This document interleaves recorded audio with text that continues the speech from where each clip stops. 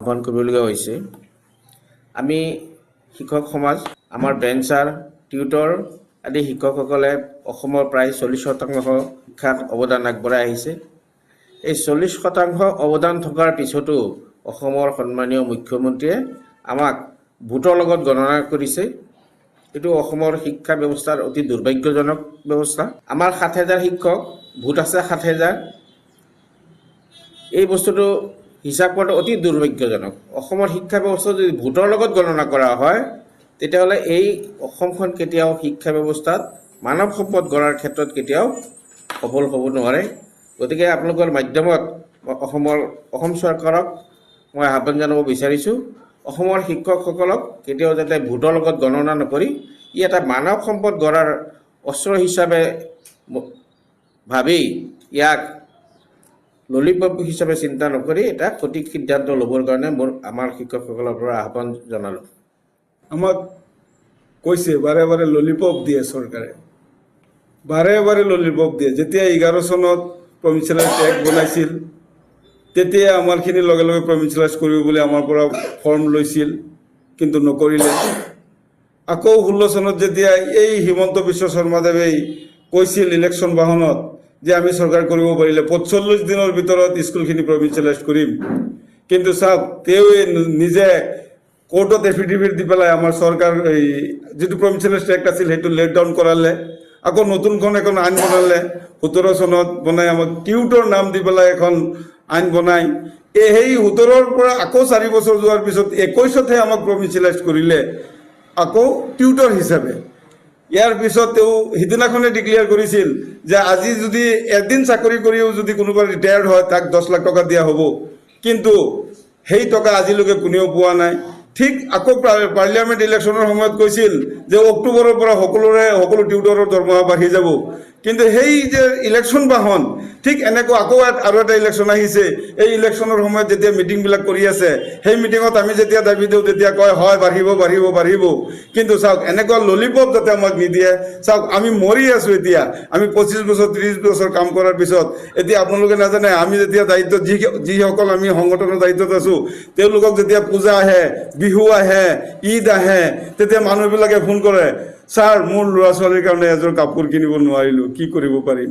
আপোনালোকক আহ্বান জনাম আপোনালোকেও যাতে আমাৰ কাৰণে সকলো সাংবাদিক বন্ধুসকলে আমাৰ কাৰণে অলপ সদায় কৈ থাকে, লিখি থাকে, আৰু এখেতক য'তে পায় তাতে যাতে তেওঁক প্ৰশ্ন কৰে যে এইখিনি মানুহক কেনেকৈ ললিপপ আৰু কিমান বাৰ দিব, এনেকুৱা আঁচনি আৰু কিমান বাৰ দিব। যি আঁচনি গুৰু দক্ষিণা ডিক্লেয়াৰ কৰিলে সেই গুৰু দক্ষিণা কিমান টকা দিব এতিয়ালৈকে ডিক্লেয়াৰ কৰা নাই। যদি গৰীব দক্ষিণা আঁচনি দিব পাৰে, অন্যান্য আঁচনিত ক'ত কিমান টকা দিব পাৰে বুলি ডিক্লেয়াৰ কৰিব পাৰে, ইয়াত কিয় ক'ব নোৱাৰে যে ইমান টকা মই দিম।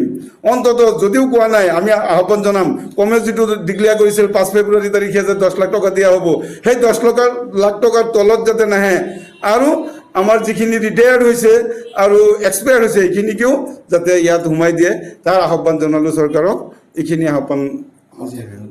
আৰু আটাইতকৈ দুখৰ বিষয় যে এখন ৰাজ্যৰ মুখ্যমন্ত্ৰী, আৰু সেই মুখ্যমন্ত্ৰীজনক আমি আমাৰ সংগঠনৰ তৰফৰ পৰা লগ পোৱাৰ কাৰণে বহুবাৰ আবেদন কৰিছিলোঁ, কিন্তু আমি দুৰ্ভাগ্য তেখেতক আমি লগ নাপালোঁ বা তেখেতে আমাক লগ নিদিলে। ষড়যন্ত্ৰমূলকভাৱে তেখেতে আমাক আঁতৰাই ৰাখিছে, তেখেতক লগ হ'ব নিদিলে। আমি অতি য'ত ত'ত যায় মিটিং মাটকত লগ কৰিলে তেখেতে এটাই কয় যে আপোনালোকৰ সমস্যা মই সমাধান কৰিম।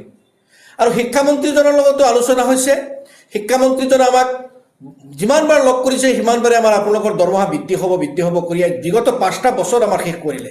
য'তেই আমাৰ কেন্দ্ৰীয় মন্ত্ৰীসকল আহিব আমি আমাৰ সমস্যা লৈ, আমি আমাৰ দুখ বেদনা লৈ পেলাই বিক্ষোভ, তাতে আমি বিক্ষোভ প্ৰতিবাদ আমি প্ৰদৰ্শন কৰিম, আৰু কেন্দ্ৰীয় মন্ত্ৰীসকল বা প্ৰধানমন্ত্ৰীসকলক আমি দিম যে অসমৰ সমস্যা এইটো, অসমৰ মূল সমস্যাক মূল সমস্যাক পিছত পেলাই তেখেতসকলে তেওঁলোকৰ ব্যক্তিগত মুনাফাৰ কাৰণে তেওঁলোকে কাম কৰিছে, এই কথাখিনি তেওঁলোকে গম পাই যাওক। পৰ্যাপ্ত পৰিমাণৰ দৰমহাটো এনেধৰণে হ'ব লাগে। আমাৰ মাননীয় আপোনাৰ 30,000 পৰা 40,000 টকা বৃদ্ধি কৰাৰ কাৰণে ব্যৱস্থা গ্ৰহণ কৰিব লাগে বুলি আমি দাবী উত্থাপন কৰিছোঁ, কিন্তু আমাৰ দাবী ইয়াত আগতেও কৰিছোঁ, একো ফল ধৰা নাই। আগন্তুক ইলেকশ্যনৰ আমাৰ সমাগত সময়ত আমি অসম চৰকাৰক দাবী উত্থাপন কৰিছোঁ যাতে আমাৰ দৰমহাৰ গাঁথনিটো বৃদ্ধি কৰি 6% কৰাটোত আমাৰ আপত্তি নাই, কিন্তু আমাৰ দৰমহাৰ যিটো গাঁথনি সেই গাঁথনিটো বৃদ্ধি কৰিব লাগে, প্ৰথম আমাৰ দাবী। আৰু 2 নম্বৰতে আমাক এই 5টা বছৰে তেওঁলোকে আমাক এটা মানে কাম আমাক সদায় কৈ আহে যে আপোনালোকৰ টিচাৰ হ'বৰ কাৰণে যিটো যোগ্যতা, সেই যোগ্যতা আপোনালোকৰ নাই, অৰ্থাৎ আপোনালোকে টেট পাছ কৰা নাই। গতিকে যদি আমাৰ টেট নহ'লে চৰকাৰ, আমাৰ যদি চাকৰিটোৱে ৰেগুলাৰ নহয়, আমি যদি টিচাৰলৈ পদোন্নতিয়ে লাভ কৰিব নোৱাৰোঁ, তেতিয়াহ'লে চৰকাৰে স্পেচিয়েল টেটৰ ব্যৱস্থা কৰিব লাগে বুলি আমি আপোনাৰ সবৰ জৰিয়তে আমি তেখেতসকলক অনুৰোধ জনাইছোঁ।